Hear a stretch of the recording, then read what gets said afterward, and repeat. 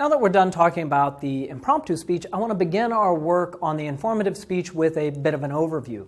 So why should we study informative speaking? Well, certainly in the professional realm, most of the speeches and presentations we give are informative in scope. So you can think here in terms of, say, a research scientist who needs to explain her research findings, or a financial officer who needs to report on quarterly earnings for his company's board, or a teacher.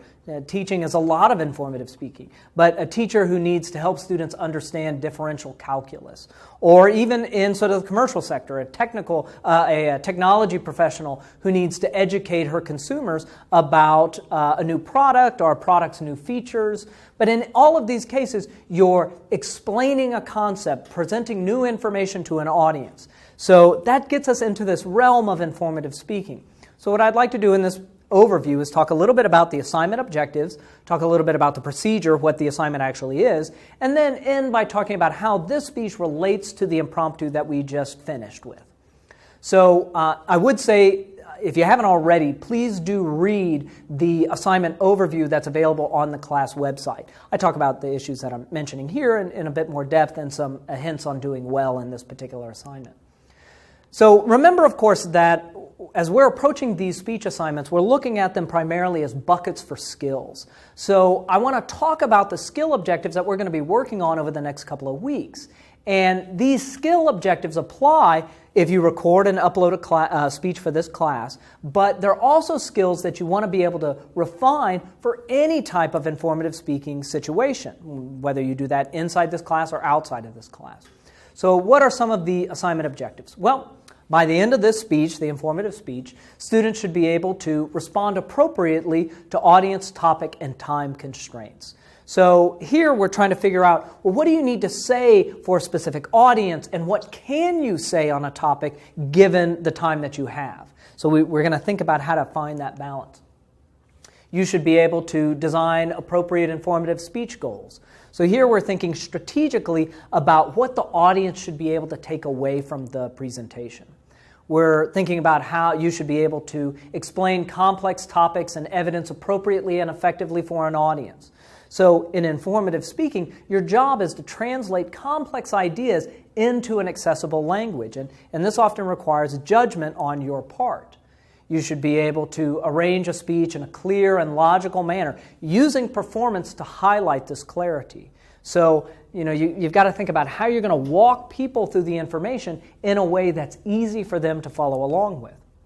You should be able to extemporize a speech in a manner that adds to your ethos and engages the audience. And so here, the extemporizing is in many ways the same as it was in the impromptu, but now we get into this performative category of ethos. And so in ethos, we're thinking about how are you performing your expertise on the topic. In general, you should know in informative speaking what you're talking about. But when we start thinking about ethos, we're thinking about how can you look like you know what you're talking about. You should. I'm not saying you should know what you're talking about. I'm saying that is a necessary condition, but an insufficient condition for being a really good informative speaker. You should know what you're talking about, and then you should also be able to perform that knowledge so that we know that you know what you're talking about. So at the end of the speech, you should be able to use delivery to distinguish between key ideas and elaborating detail. So in explaining your content, your burden as a speaker is to help the audience distinguish between big ideas and their supporting details. At the end of this speech, you should be able to speak confidently with appropriate rate, projection, movement, and vocal variety. So this is the same as it was in the impromptu, but now we can discuss these ideas in greater depth. So those are the objectives. Those are the skills I want you to be thinking about and working on in this informative speech. The speech assignment itself should be a 5 to 10 minute speech, and what you're doing is informing or educating the audience about a topic. And as always, the goal in this assignment is to carve out a space for you to work on a speech for this class that equips you with models and skills for speeches outside of this class. And we'll take those up later this week. But for now, let's talk a little bit about how this assignment differs from the impromptu that we just finished. So overall, the impromptu was about mastering a few basic techniques, feeling the relationship between evidence and claim. But many of the issues, speech issues, in the impromptu were kind of kept off your plate. So invention, I gave you topics. You could pick your own, but, you had these topics. You know what you were talking about. Arrangement, everyone kind of had pretty much a 2-point speech, so that arrangement was taken care of.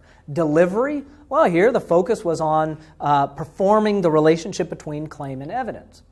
So now as we move into the informative speech, you need to start exercising more critical speech judgment. So in terms of invention, you're going to need to find a topic and then dial it in to your audience and the time constraints. And not only that, you need to judge what key points need to be addressed given the topic, time, and audience. In terms of arrangement, you need to identify a logical pattern of organizing this content. In terms of style, you're walking us through a new concept. You're informing us. So you need to avoid jargon, or at least define jargon if you're using it, but then also thinking about how you're using metaphors or examples to help clarify the topic for us. Memory, well, this is a longer speech. And certainly you should outline it and practice it so that when it comes time to perform it, you don't actually have to heavily rely on those notes. And then we get into the final category of delivery. And given all the complexity that's going on in this informative speech, you need to be able to deliver the speech smoothly. So I want you to think about how you're balancing your credibility on this topic while at the same time being able to perform your interest, your investment in this topic. So what I like about the informative speech is it allows us to focus on this key skill of being able to balance explanation with evidence.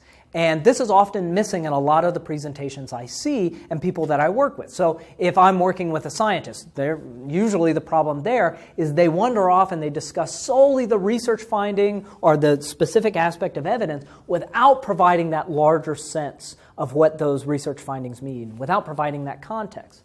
Business leaders often will have the opposite problem. They'll only talk about the large ideas without necessarily demonstrating them through statistics, examples, and narratives. And this balancing act between explanation and evidence is a fine art, but when accomplished, it really elevates the presentation to the next level. So in the next video lecture, we're going to start talking more specifically about the feedback form.